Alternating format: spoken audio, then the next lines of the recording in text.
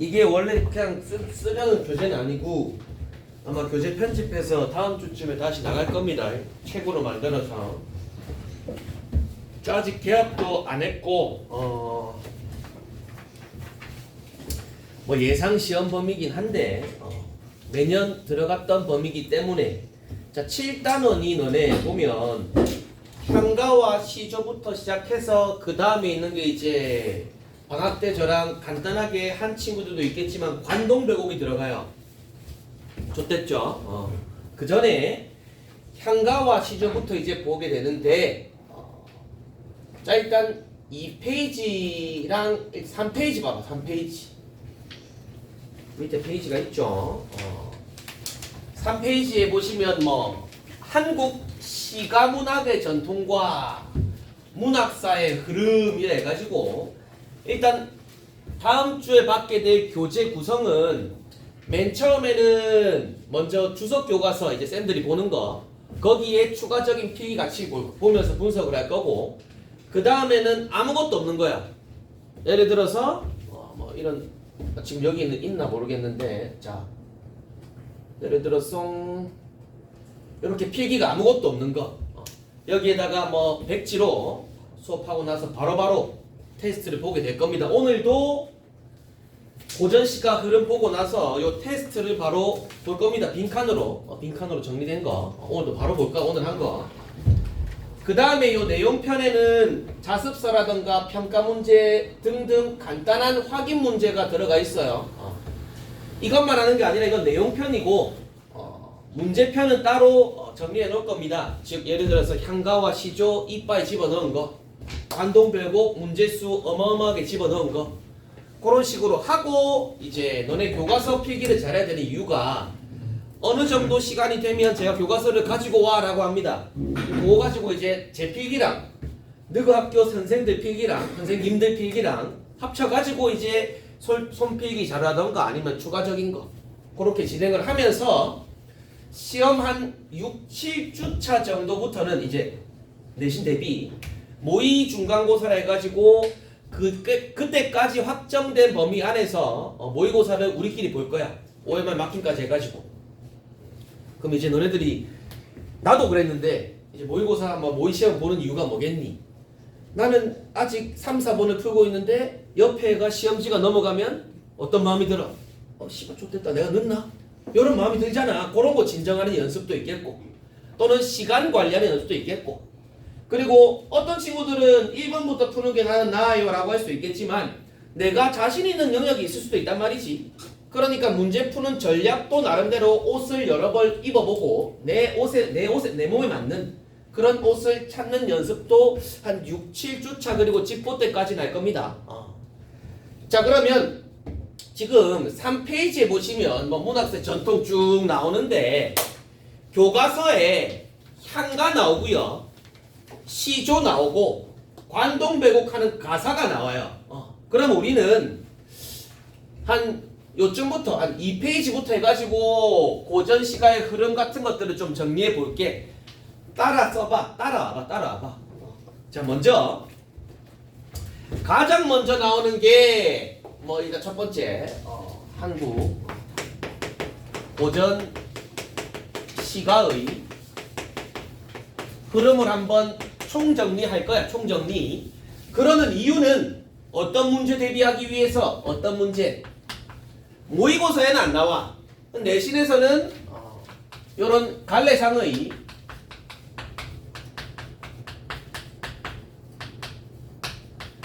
특징을 묻는 문제를 대비하기 위해서 물론 그렇다고 이런 문제 유형은 등급을 가르지 못해. 외우면 당연히 맞출 수 있는 거기 때문에 그럼에도 불구하고 먹고 들어가야죠. 자 가장 처음에 나오는 게 첫 번째 타자가 고대 가요라는 거 있겠어. 고대 가요. 고대 가요라 하면 첫째 일단 뭐 삼국시대 뭐 이전의 노래라더라. 노래 기록이 아니겠지. 자 노래이기 때문에 그 다음에 처음에는 구전되겠죠. 입에서 입으로 구전되다가 언제? 구전되다가 후대에 한역됩니다. 한역. 한역이란 말이 뭐냐? 뭐로? 한자로 번역되어 오늘날에까지 전해진다 이거야. 물론 몇몇 작품은 국문으로 전해지는 것도 있긴 합니다. 요거는 안 적어놨다. 내가 일부러 지금 적는 거야. 한번. 자, 그 다음에는 이 고대가요의 초기 성격은 뭐냐면 집단적인 서사시 형식이었어. 집단적인. 예를 들어서 우르르 모여가지고 비를 내려주세요, 임금을 내려주세요 하는 거. 그러다가 점점 어떻게 개인 서정시 같은 유형으로 변모한다는 거. 개인 서정, 즉 개인의 감정 얘기하는 거. 개인의 어떤 감정? 이별했습니다, 보고 싶습니다, 그리워요 하는 거. 마지막 하나 더. 뭐와 함께 전해져요? 보통 배경 설화와 함께 전승된다는 것도 특징이라 할 수 있겠네. 물론 지금 우리가 배우는 향가의 특징도 좀 이따 보겠지만 선생님들이 선택지를 구성할 때 이런 것 중에서도 띄엄띄엄 함정을 파놓을 수 있다 이거야. 요게 이제 고대가요고요. 배경설화와 함께 전해진다. 두 번째, 이제 우리 교과서에 있는 거 향가.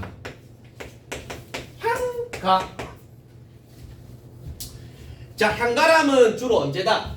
통일신라 포함하여 신라부터 해가지고 고려 초기까지, 신라부터 하여 고려 초기까지 넘어가진 않아요. 넘어가지. 자, 특징이 뭐냐면 특징이 주로 이제 향가를 부르던 계층이 누구냐면 알고 있나 혹시? 향가를 부르던 계층? 서민. 승려. 너네 혹시 화랑이라고 들어봤니? 화랑들 막 얼마 전에 막 드라마로도 막 만들어지고 하던데. 화랑이 누구야? 존나 키 크고 잘생기고 싸움 잘하고 똑똑하고 하는 놈들 있잖아. 좋아하는 정반대인. 그죠?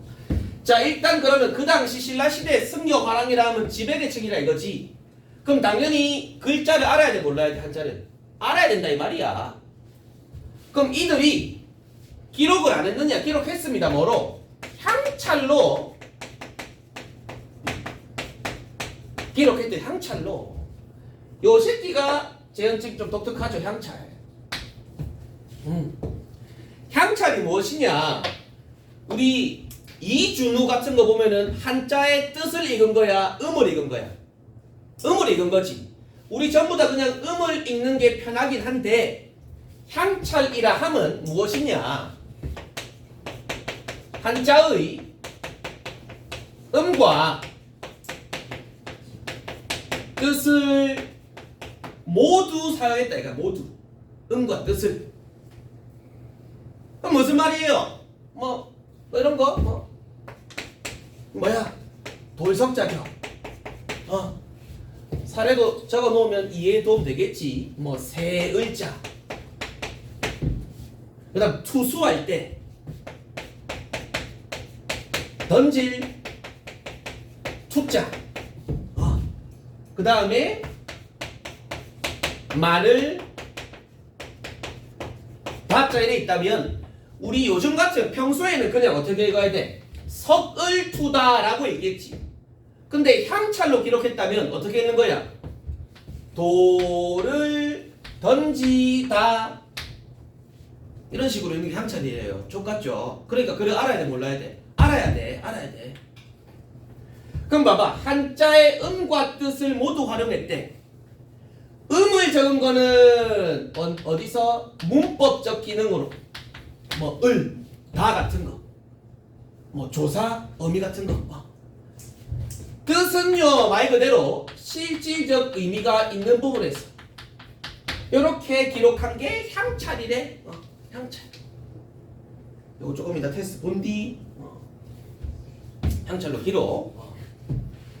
자, 그 다음에 한자를 알아야 되기 때문에 수호야, 요 향가라는 게 오래 갈까 못 갈까? 오래 가려면 많은 백성들이 두루두루 불러야겠지. 그렇게 언제 끝나는 거야? 고려 초기에 끝난다 이 말이야. 자, 그 다음에 향가의 구성을 보시면, 자, 숫자를 써볼게. 4줄, 8줄, 10줄. 근데 줄이라 말 안 하고 4구체, 8구체, 19체라 말해. 이게 줄수를 말합니다. 줄수. 그리고 가가이 4구체에서 19체로 갈수록 뭐다? 수준이 높다라고 말하고. 짱놈 새끼들. C8놈들. 너네한테 한 거 아니야? 뭐 오해하지 마세요. 그죠? 가장 정제된 형식이 뭐다? 10줄짜리다. 2페이지 피고 따라오세요. 2페이지 피고. 안 적혀 있습니다, 이거. 즉, 4줄에서 10줄짜리로 갈수록 수준이 높습니다라고 평가한대. 근데 우리가 보게 될, 넘기지 말고 너네 계속 2페이지에 있어.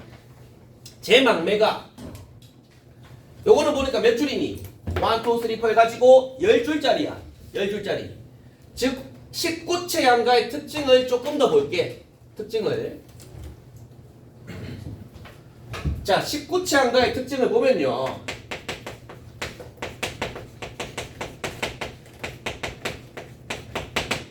자, 10줄짜리를 어떻게 나눌 수 있느냐?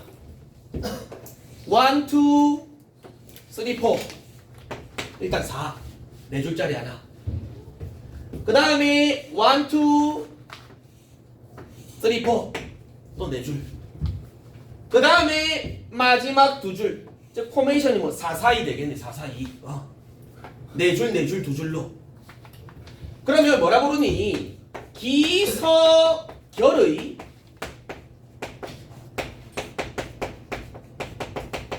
삼단 구성이란다 이 말이야. 기서결의. 들어봤지 않니? 네. 그 다음에 약속 하나 해줘. 요 2줄을 뭐 낙구라고도 하는데, 낙구의 첫머리는 뭐로 한다라는 거. 낙구에 안 보이면 잘 봐. 낙구 안 보이면 잘 봐. 이게 말이 이상한데. 안 보이면 크게 뜨고 봐. 낙구 첫머리는 감탄사로 합니다라는 약속도 해야 돼. 감탄사로 합니다. 그리고 정리할게 뭐. 요 3단 구성과 따라온 라인. 낙구 첫머리 감탄사 요 2마리입니다. 체크. 요 2마리는 어디로 영향을 준다? 저 뒤에 시조 형식에 영향을 준다고도 해. 그렇게 보기도 해. 해필 또 우리 교과서에 뭐 있니? 향가와 시조 아니야. 그럼 당연히 물어볼 수 있는 거지. 그럼 나중에 시조 가서 어떻게 영향받았는지도 본다 이거야. 시조에 영향을 받았다. 자, 그러면 여봐. 우리가 앞에서 했던 고대가요는 굉장히 길이도 짧고 정해진 형식이 없었어. 근데 향가에 와서야 요런 지켜야 될 약속이 생긴다 이거야. 그러면 또 학자들이 뭐라고 말하느냐 향가를 하나 더 체크. 특징 뒤에 최초의 우리 문학 우리 고전시가 최초의 정형시라고도 그래. 형식이 뭐 정해져 있다. 요런 특징들. 요까지가 향가의 특징. 물론 이 향가를 다른 말로 뭐라고도 하냐면 산회가라고도 부른다. 산회가. 19체 향가를 산회가라고도. 뭐 이상한 단어 툭 튀어나온다고 당황하지 말고.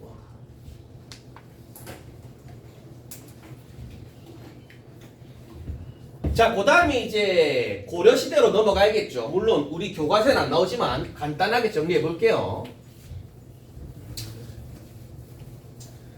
자, 그럼 요 밑에 좀 어디 뭐 해보면 고려시대 뭐 고려 가요라고 있겠지. 고려가요. 몰라 언제 어디서 나올지 몰라. 자, 일단 당연히 고려가요라 하면 고려시대 누가 부르던? 평민들이 부르던 평민들의 노래야. 즉 쉽게 말해서 피지백에 치는 노래. 근데 뭐라고도 한다? 고려가요를 고려소교라고도 해. 소교. 왜? 평민들을 뭐라고 하기 때문에? 속인들이라고도 했기 때문에 평민들의 노래. 자, 그 다음에 특징이 보면 그 다음에 어떤 게 있을 수 있냐 하면 이제부터 뭔가 끈어있는 음보가 등장해. 삼음보. 그 다음에 뭐? 분연체. 분연체라는 건 무엇이다? 연과 연이 구분된다 이 말이지. 그 다음에 뭐? 후렴구. 그래서 고려가요 특징 뭐 3분후라고도 하고 그 다음에 이 고려가요가 정말 뭐더라? 전설의 포켓몬 백민석 씨. 너 노래 들을 때 쓰면서 듣니? 뭐 슈퍼노바 이렇게 쓰면서 듣니? 아니지. 그냥 듣고 부른다 이거야. 처음에는 구전이라고. 구전. 처음에는 구전되다가 그럼 선생님 기록이 안 됩니까? 아니요. 조선시대 한글 창제 이후에 기록되는 것으로 보신다. 한글 창제 이후에. 자, 그럼 끝이 아니야. 끝이 아니라 분연체라는 말을 다른 말로도 어떻게 나오냐면 분절이라고도 그래. 분절체. 연구군 되어 있습니다. 중요한 건 여기서 범수야이 후렴구가 중요해. 후렴구. 그럼 후렴구의 특징만 조금 더 볼게요. 후렴구의 특징만. 첫 번째, 후렴구는 항상 일정한 곳에 나와요. 각 연의 마지막에 나오기에 연과 연을 구분시킵니다. 두 번째, 일정한 곳에 계속 나온다는 말은 반복된다는 거겠지. 그럼 우리 반복했을 때의 효과가 뭐니? 리듬감, 운율감을 가미하겠죠. 세 번째, 뭐 있겠노? 세 번째, 일정한 곳에 나오기 때문에 연의 마지막에 뭐? 형식적인 안정감과 통일성도 주겠지. 형식적으로. 그 다음에 하나 더. 후렴구라는 게 흥을 돋구기 위한 거야. 딱히 주제라던가 의미와 무관해. 너네 가시리라는 거 들어봤니? 가시리 있고 그 주제가 뭐야? 인과의 이별이라고. 근데 후렴구 뭐라 나와 있냐면 위승설가 태평성대이시라는 태평성대. 태평성대가 이별한 사람한테 할 말이니? 아니지. 즉 주제라던가 또는 작품 전반적인 정서 또는 의미와 무관합니다. 관련이 없습니다. 즉 작품의 주된 정서와 뭐라고도 나온다. 이질적이다 라는 워딩 쓰면서도 나와. 자, 그럼 하나 더.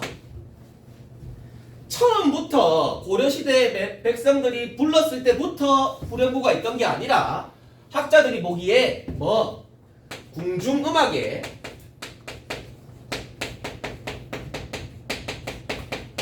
편입되는 과정에서 뭐 된 게 아닐까? 첨가된 게 아닐까라고 학자들 사이에서 논한다. 처음부터 있던 게 아니라. 그 다음 마지막 6번. 위승슬가, 뭐 아으동동다리. 전부 다 뭐를 흉내낸 거? 악기 소리를 흉내내지 않았을까라고 보신다. 악기 소리를.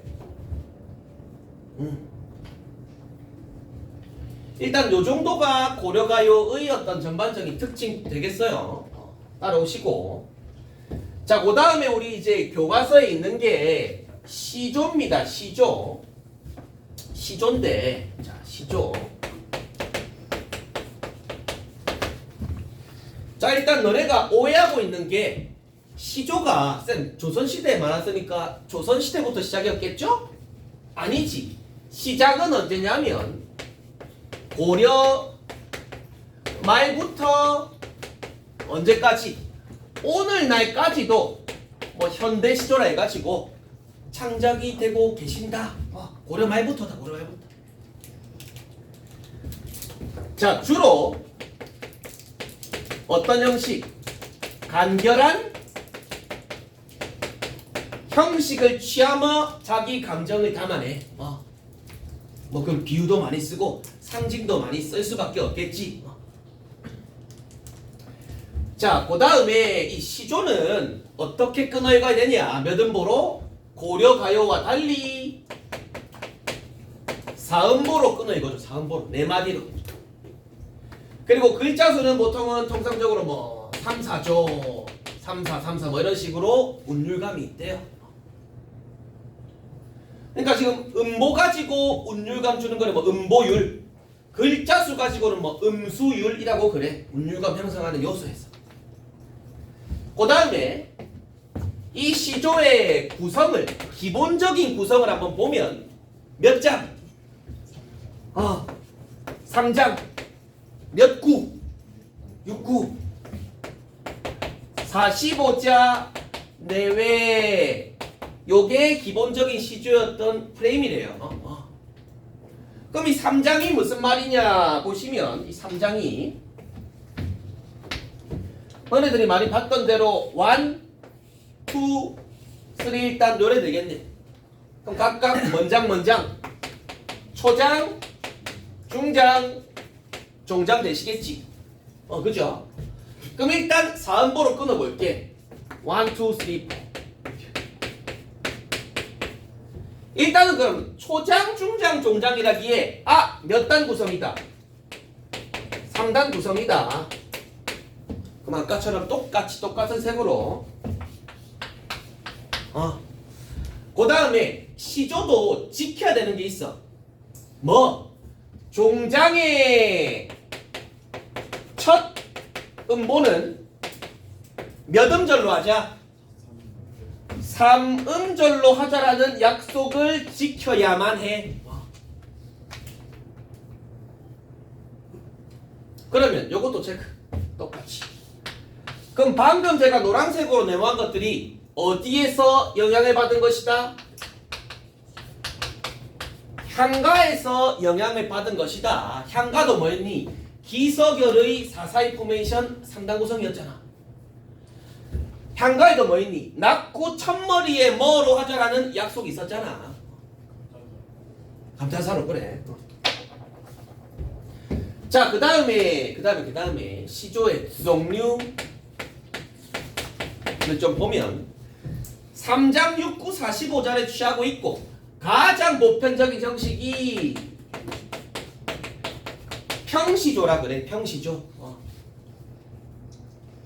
그 다음에 평시조가 여러 개 뭐 몇 수로 묶여 있는 거를 뭐 도산 12고 같은 거 있죠. 12수로 되어 있는 거. 그걸 뭐라 그래? 연시조라 그래. 그 다음에 요노마가 교과서에 실려있는 사설시조가 얘의 특징을 또 한번 볼게요. 얘의 특징을. 사설시조라 함은 조선 전기 초반부터 나온 게 아니라 언제부터? 조선 중후기 넘어가면서 등장한다. 주로 누가 씁니까? 평민들이. 그렇기에 제목 작자가 있어 없어? 작자 미상이 많아요. 이름을 남길 수가 없었겠지. 그러면 평민들이 그래 뭐 시조를 쓰는데 글 많이 배운 공부 많이 한 이 양반 사대부처럼 초장, 중장, 종장 딱 지키기가 쉽겠니 어렵겠니? 어렵겠지. 그러니까 특징이 뭐다? 중장이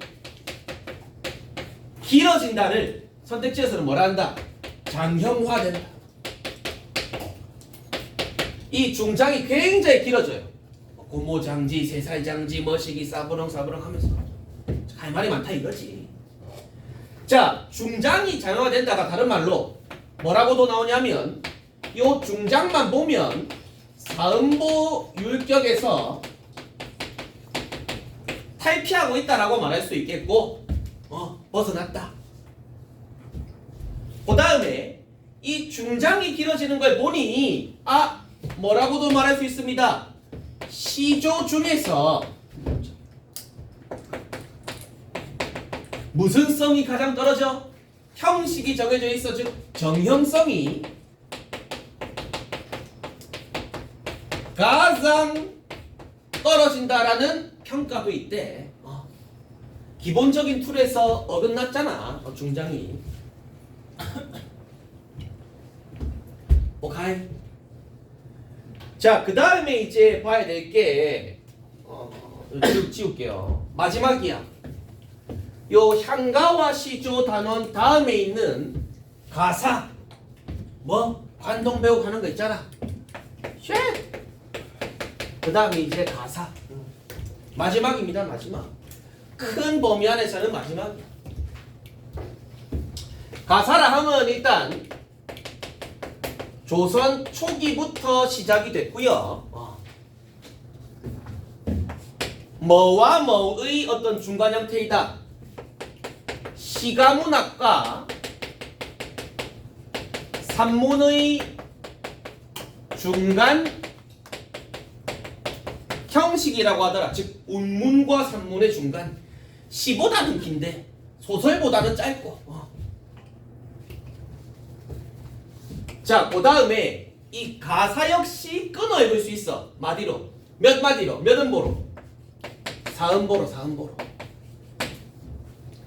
근데 우리 관동 배우고 할 때도 잠깐 했지만 길이가 굉장히 길죠. 즉 사음보 뭐라고 한다? 연속체라고 하더라. 쭉 이어져. 그 다음에 글자 수는 보면 세 글자, 네 글자 또는 네 글자, 네 글자 이런 형식을 취한대. 음수율은 3, 4조, 4, 4조, 3, 4, 3, 4, 4, 4 이런 식으로. 자, 그 다음에 또 하나 특징이 종류를 보면 종류, 가사의 종류.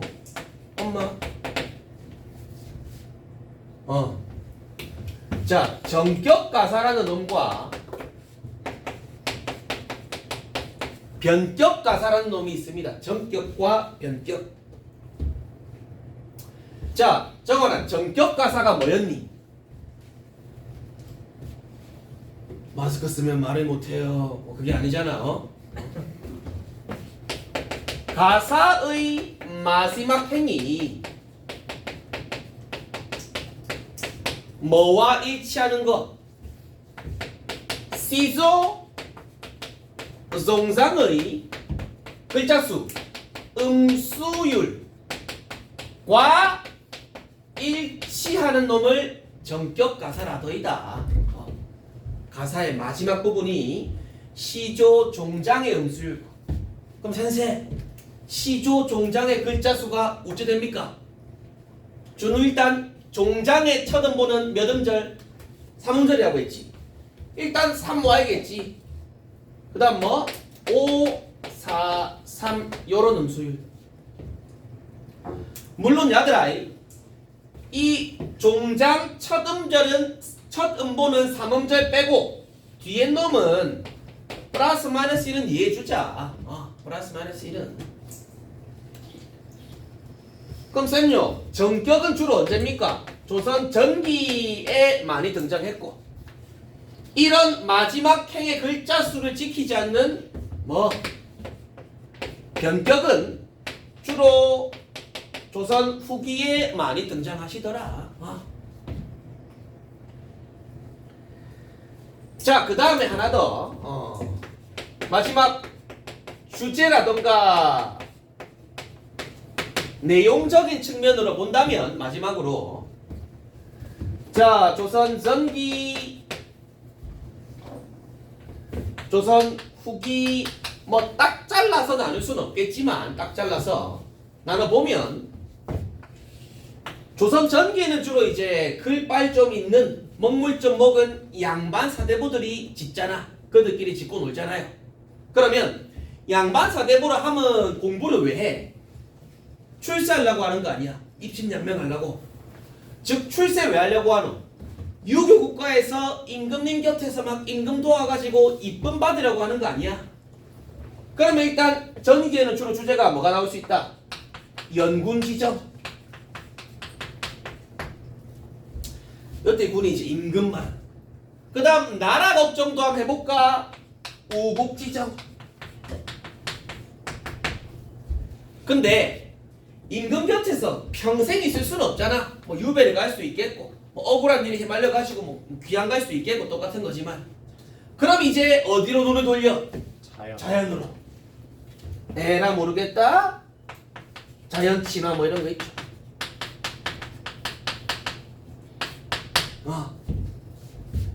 그 다음에 이제 중후기로 넘어갈수록 물론 이런 게 없다는 게 아니라 이런 주제가 뭐도 등장한다. 뭐 여성들에게까지도 백성들에게까지도 그 확대되기 때문에 뭐 이런 거 여성들이 시집살이의 애환 같은 요런 주제도 있고 시집살이 뭐 계집살이 그러면서 그 다음에 또는 뭐 규방가사 그런 것도 있죠. 규방가사라 함은 뭐 규방이 어떤 양반집 여인의 방을 의미하기 때문에 대표적인 규방가사가 들어봤나? 뭐 규원가 하는 거 있죠. 규원가 허난 서른씨가 쓴 거. 또는 뭐 추가로 뭐 시집살이 또는 뭐 삶의 애환 현실적인 이야기 등등등 다소 좀 현실적인 어려움을 구체적으로 얘기하는 가사들도 등장해요. 혹시 박일로의 누앙사라는 거 들어봤니? 그런 것도 이제 한 요쯤에 나왔어. 박일로 씨 누앙사가 외란 뭐 지나고 하면서 그렇기에 뭐도 나와 연군지정 자연치다도 나오고 나 존나 힘들어 배고파도 나온다 이거야. 전기 후기 둘 다 나오는 거. 이런 식이 가사문학의 특징이다. 물론 그럼 추가로 플러스 뭐가 없다? 길이 제한이 없다. 여기까지. 가사가 만약에 우리 철이 형이 살아 계셨다면 지금까지 써도 무방하다. 지금까지. 갈래사의 특징 이거밖에 없어. 이게 전부 다야. 그럼 등급 가르겠냐 니들이 보기에? 못 갈라. 근데 한 문제 정도 나올 수 있단 말이야. 왜? 굳이 향가와 시조의 파트가 구성되어 있잖아. 자, 바로 보실래요? 바로 보십니까? 3분 드릴게요. 오늘 이거 하고 일단은 요 시간 끝. 자, 3분 드릴게요. 외워라. 빈칸으로 본다. 빈칸으로.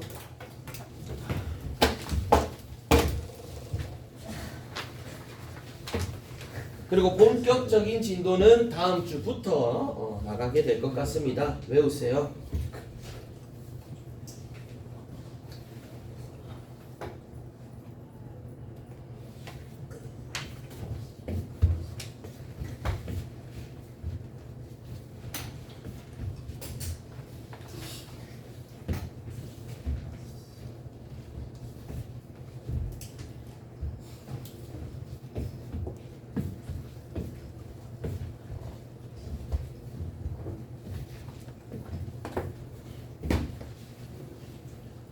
정원아, 파일은 이번 주 안에 올려줄게.